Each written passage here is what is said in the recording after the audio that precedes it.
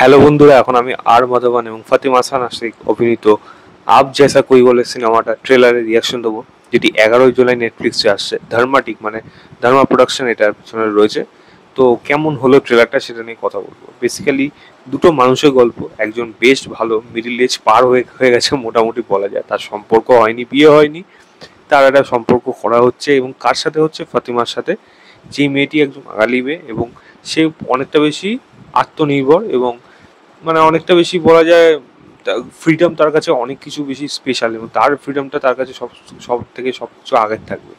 এবং আরমাদমের যে ক্যারেক্টারটা, সে অনেকটা পিতৃতান্ত্রিক সমাজে বড় হয়ে উঠেছে এবং সে মন খুলে কোনো কিছু বলতে পারে না, কোথাও না কোথাও সে নিজেকে আটকে রাখে। এবার এদের সম্পর্কটা যখন গড়ে উঠছে, দুজন বিপরীত মেরুর মানুষ যখন এক জায়গায় আসছে, তখন দুটো বিপরীত মেরুতে যখন ধাক্কা লাগে, তখন সেই বিকিরণটা কোন পর্যায়ে যেতে পারে এবং আলটিমেটলি তারা কি সার্ভাইভ করতে পারে, এই নিয়ে কিন্তু আলটিমেটলি গল্পটা হতে চলেছে।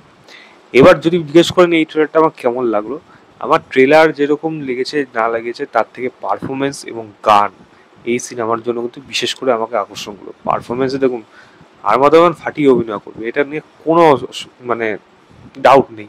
এই সিনেমাটা তার এক্সপ্রেশন দেখে পরিষ্কার বোঝা যাচ্ছে, শুরু থেকে যা যা এসছে তাতে ফাতিমার সাথে তাকে কেন মানায় সেটা এখন অন স্ক্রিন তো আপাতত দেখে তো ভালো লাগছে গল্প অনুযায়ী। এবার সিনেমাতে কেমন দেখায়, ফাতিমাকে একজন বাঙালি মেয়ে হিসাবে রাখা, সে বাঙালি কতটা রপ্ত করেছে এবং উল্টো পাল্টা ভাবে যদি বাংলা কথা বলে তাহলে তো লোকে সেটা নিয়ে ট্রোল করবে।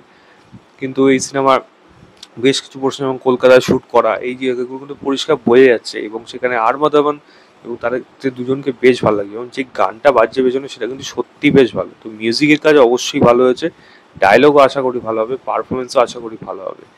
এবার কথা হলো এর যে বক্তৃতাটা, মানে প্যাট্রিয়ার্কি কি বনাম জেন্ডার ইকুয়ালিটির নামে, অনেক সময় জেন্ডার ইকুয়ালিটি নামে ম্যাক্সিমাম সময়টা দেখা যায় ফেমিনিজমকে প্রমোট করা হয়।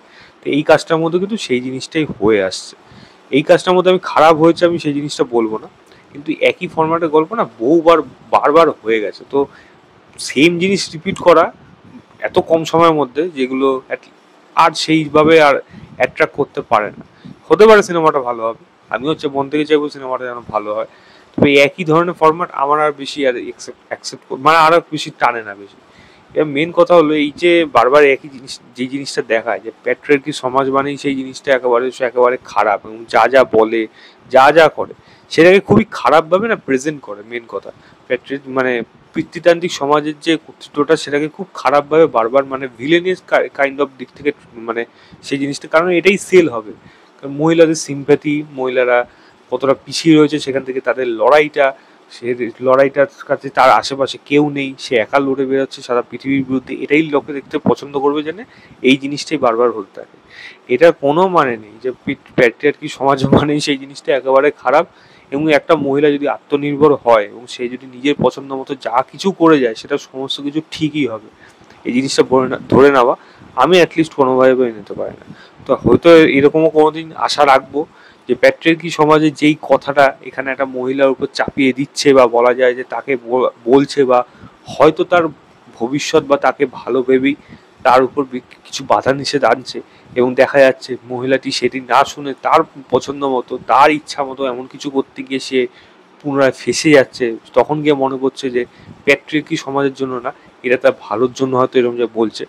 এরকম যদি কোনো ফরম্যাটে সিনেমা আনতে পারে তখন বলবো এগুলো সত্যি দম নিয়ে বানিয়েছে, না হলে আদারওয়াইজ এই ধরনের একই ফরম্যাটের গল্প খুব একটা বেশি আমাকে কিন্তু আর অ্যাট্রাক্ট করতে পারে না। তবে দেখা যাক, পারফরমেন্স ভালো হবে, গান ভালো হবে, এটা আমার সব থেকে বড় ইউএসবি কাজ এই সিনেমাটার মধ্যে।